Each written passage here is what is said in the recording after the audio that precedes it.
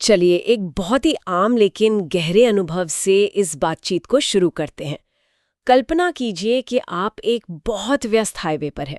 गाड़ियों का शोर है, हर कोई जल्दी में है और आप अपनी जेब में हाथ डालती हैं और वो खाली मिलती है। आपका वॉलेट, आपका बटुआ गायब है।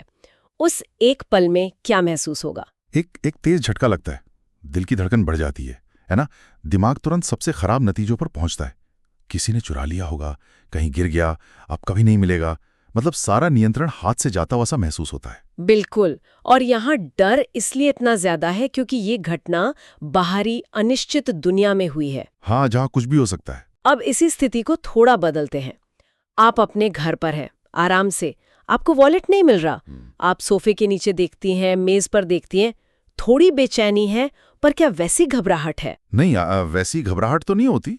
अंदर से एक भरोसा सा रहता है कि वॉलेट खोया नहीं है, बस कहीं रखा गया है। हाँ, कि वो घर के सुरक्षित माहौल में है, मिल ही जाएगा। और हमारे आज के सोर्स के मुताबिक यही रूपक, यही मेटाफर आज की पीढ़ी की दुविधा को दिखाता है।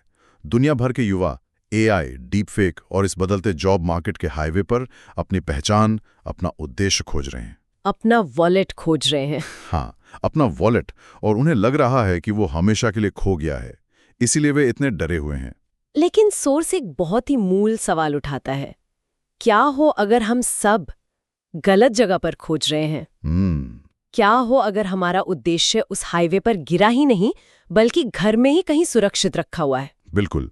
और आज हम इसी विचार की गहराइयों में उतरेंगे, क्योंकि ये चर्चा एआई से डरने के बारे में नहीं है, बल्कि उस डर की जड़ तक पहुंचने के बारे में है।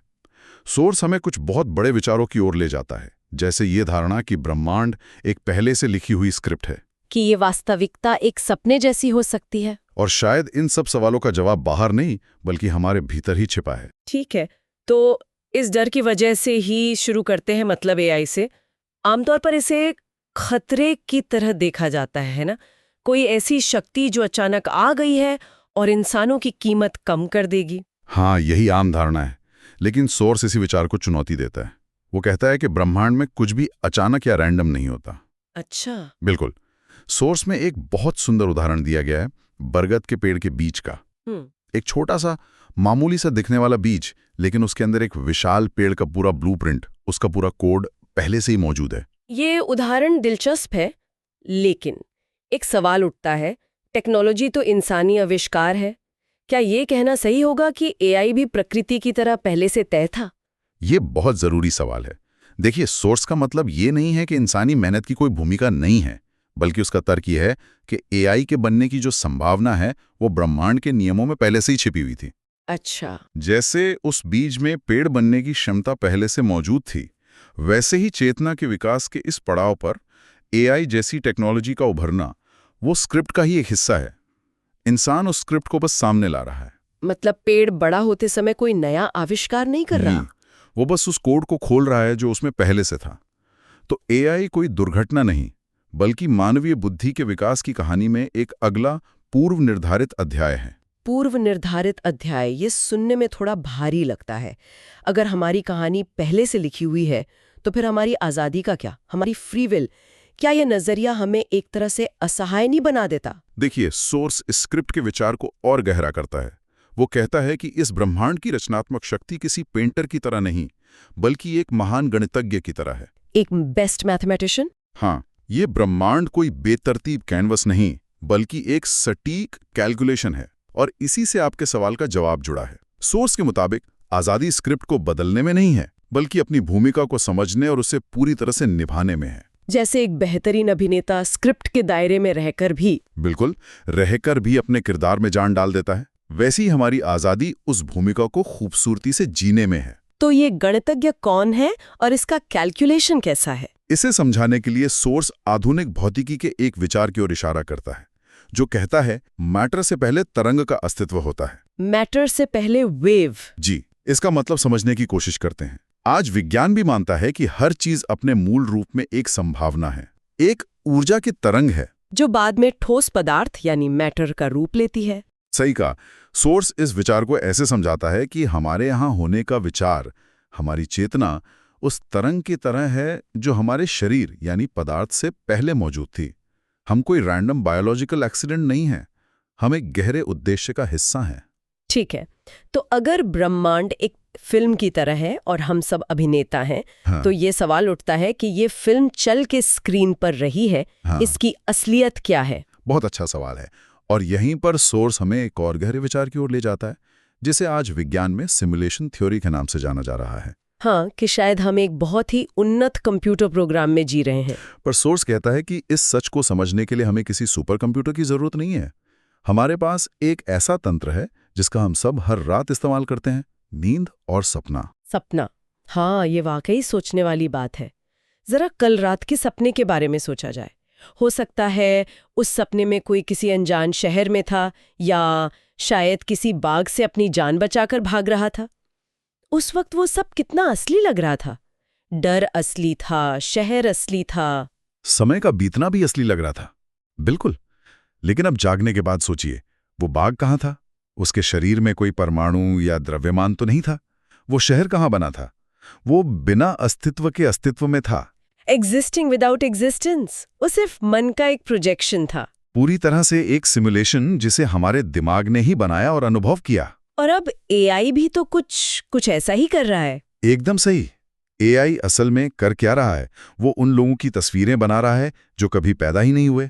वो उन भावनाओं पर कविता लिख रहा है जो उसने कभी महसूस ही नहीं की। एआई एक तरह से जागते हुए सपना देख रहा है। हमने एक ऐसी मशीन बना दी है जो माया यानी भ्रम की प्रकृति की ही नकल कर रही है। और सोर्स कहता है कि ये डरावना नहीं है, बल्कि ये मुक्तिदायक होना चाहिए। हाँ, क्योंकि एआई एक आईना है। ये हमें हमारी अपनी वास्तविकता की प्रकृति दिखा रहा है। ये दिखा रहा है कि अनुभव के लिए भौतिक शरीर का होना जरूरी नहीं है और चीजें ठोस हुए बिना भी एकदम असली लग सकती हैं। और यहीं पर सोर्स एक बहुत शक्तिशाली तर्क देता है। वो कहता है, यदि आपके सपने का बाघ बिस्तर पर आराम से लेटे हुए जागने वालों को चोट नहीं पहुंचा सकता, तो आप समझ जाएंगे कि दुनिया का एआई आपके भीतर के आत्मन यानी आपके असली स्व को चोट नहीं पहुंचा सकता। वाह, ये एक बहुत गहरा विचार है। मतलब हमारा सारा डर, हमारी सारी चिंता सिर्फ इसलिए है क्योंकि हम सपने के उस किरदार को ही असली समझ बैठे हैं। हाँ, जो बाघ से भाग रहा है। हम ये भूल गए हैं कि हम तो वो है जो बिस्तर पर लेटा हुआ ये सब देख रहा है। आज की पीढ़ी की समस्या यही है। वो सपने में एक पक्का स्थायी घर बनाने की कोशिश कर रहे हैं जो अपनी प्रकृति से ही बदलने वाला है। बिल्कुल। वे उस हाईवे पर अपना वॉलेट खोज रहे हैं, ये महसूस किए बिना कि वे तो घर में पूरी तरह सुरक्षित हैं। यह समझना कि हम एक सपने में जी रहे हैं, ये एक ही समय में बहुत गहरा और थोड़ा परेशान करने वाला भी है। अगर सब कुछ बदल रहा है, सब कुछ माया है, तो फिर स्थिरता कहाँ खोजी जाए? क्या सोर्स इससे बाहर निकलने का कोई रास्ता सुझाता है? हाँ, और यहीं पर चर्चा आध्यात्मिकता यानी स्पिरिचुअलिटी की ओर मुड़ती है, लेकिन उस तरह से नहीं जैसा हम आमतौर पर सोचते हैं। एक बहुत बड़ी गलतफहमी है कि आध्यात्मिकता सिर्फ बुढ़ापे के लिए है। हाँ, कि ये कोई रिटायरमेंट प्लान है। सोर्स इस विचार को सिरे से खारिज करता है। वो कहता है कि आध्यात्मिकता कोई रिटायरमेंट प्लान नहीं, बल्कि एक इंसान के लिए ऑपरेटिंग मैनुअल है। मुझे ये उपमा बहुत अच्छी लगी, जैसे हर डिवाइस के साथ एक मैनुअल आता है जो बताता है कि उसे कैसे इस्तेमाल करना है। वैसे ही आध्यात्मिकता हमें बताती है कि इस इंसानी जीवन को कैसे जीना है। जरा इस उपमा को और आगे बढ़ाते हैं। सोर्स के अनुसार आध्यात्मिकता के बिना एआई के युग में जीने की कोशिश करना वैसा ही है जैसे बिना स्टीयरिंग व्हील के फॉर्मूला 1 कार चलाने की कोशिश करना। अच्छा। आपके पास रफ्तार है, शक्ति है, टेक्नोलॉजी है, लेकिन कोई दिशा नहीं है, कोई नियंत्रण नहीं है। नतीजा क्या होगा? सिर्फ एक दुर्घटना। बिल्कुल। तो ये स्टीयरिंग व्हील हमें मिलता कैसे है? ये ऑपरेटिंग मैनुअल कहाँ है? सोर्स कहता है कि असली बदलाव संदर्भ बिंदु यानी रेफरेंस पॉइंट को बदलने से आता है। आज एक युवा क्या पूछ रहा है? मुझे अपने जीवन के साथ क्या करना चाहिए, कौन सा करियर चुनना चाहिए, ये सारे सवाल बाहरी दुनिया पर केंद्रित हैं। और बाहरी दुनिया तो उस हाईवे की तरह है जो लगातार बदल रही है। जब तक कोई एक कोडिंग भाषा सीखता है, एआई उससे बेहतर लिखने लगता है। ये तो एक अंतहीन दौड़ है, थका देने वाली दौड़ है। इसीलिए संदर्भ बिंदु बदलना इतना जरूरी है। ये पूछने के बजाय कि मैं इस दुनिया में कैसे फिट हो सकता हूं, ये पूछना शुरू करना होगा कि वो मैं कौन है जो इस दुनिया का अनुभव कर रहा है। यही घर पर वॉलेट खोजने का असली मतलब है। जब आप बाहर के प्रभाव को नियंत्रित करने की कोशिश छोड़कर अपने जीवन के असली कारण का पता लगाते हैं, तो आपको एक ऐसी स्थिरता मिलती है जिसे कोई बाहरी टेक्नोलॉजी छू भी नहीं सकती। तो क्या इसका मतलब ये है कि ये आंतरिक खोज अब वैकल्पिक नहीं रही, बल्कि एक जरूरत बन गई है? सोर्स के अनुसार अभी एक जरूरत है। बिल्कुल, एक ऐसी दुनिया में जहां बाहरी वास्तविकता तेजी से नकली मतलब आर्टिफिशियल होती जा रही है, डीप फेक वीडियो से लेकर एआई से बनी कला तक। तो केवल एक चीज जो असली बची है वो है अपनी आंतरिक चेतना। हाँ, स्वयं की खोज ही एकमात्र ऐसी खोज है जिसका नतीजा हमेशा सार्थक होता है। तो इस सारी बातचीत का निचोड़ क्या है? एआई तो यही है और कल कोई और नई टेक्नोलॉजी होगी। यह हाईवे तो और भी व्यस्त ही होता जाएगा। ऐसे में एक व्यक्ति क्या करे? देखिए, मंच पर प्रॉप्स यानी सामान बदलते रहेंगे। कभी पत्थर के औजार थे, फिर भाप का इंजन आया, आज एआई है। लेकिन इससे हमारे होने के कारण पर कोई असर नहीं पड़ता। अगर आपको पता है कि आप एक अभिनेता हैं, अपनी वेशभूषा या सेट का डिजाइन नहीं, तो आप नाटक का आनंद दे सकते हैं। आप एआई का इस्तेमाल कर सकते हैं। आप एक सफल व्यवसाय बना सकते हैं। आप उस ब्रह्मांडीय स्क्रिप्ट में अपनी भूमिका को बेहतरीन तरीके से निभा सकते हैं, बिना इस डर के कि कल पर्दा बदल जाएगा। क्योंकि आपको अपना असली वॉलेट घर पर मिल गया है। आप ये जान गए हैं कि आपकी कीमत इस बात में नहीं है कि आप क्या करती हैं, बल्कि इस बात में है कि आप क्या हैं। सही कहा। मुझे सोर्स की वो पंक्ति याद आ रही है, आप वो तरंग हैं जो पदार्थ से पहले मौजूद है। आप वो चेतना है जो इस सिमुलेशन को देख रही है। बिल्कुल। इसलिए सोर्स की अंतिम सलाह बहुत सीधी और सरल है, लेकिन शायद सबसे मुश्किल भी। वो कहती है, उस हाईवे पर पागलों की तरह खोजना बंद करें। घर जाओ, बैठ जाओ और पता लगाओ कि तुम कौन हो। एक बार जब आप उसे पा लेते हैं, तो बाकी सब कुछ, आपका करियर, आपका उद्देश्य, आपकी शांति, अपने आप सही जगह पर आ जाएगा। ये उस कॉस्मिक डायरेक्टर पर भरोसा करने की बात है जिसने हमारे लिए एक बहुत ही खूबसूरत स्क्रिप्ट लिखी है। और ये बातचीत श्रोताओं के लिए एक अंतिम विचार छोड़ जाती है। अगर ये सच है कि ब्रह्मांड एक स्क्रिप्ट है जिसे एक महान गणितज्ञ ने लिखा है, तो इसका मतलब ये नहीं कि हम असहाय कठपुतलियां हैं। शायद असली स्वतंत्रता उस स्क्रिप्ट को बदलने की कोशिश में नहीं, बल्कि अपनी भूमिका को पहचानने और उसे पूरी कलात्मकता और लगन के साथ निभाने में ही है। हाँ, तो आखिरी सवाल ये नहीं है कि स्क्रिप्ट में आगे क्या है, बल्कि ये है कि इस स्क्रिप्ट में सौंपे गए अपने किरदार को कोई कितनी खूबसूरती से निभा सकता है।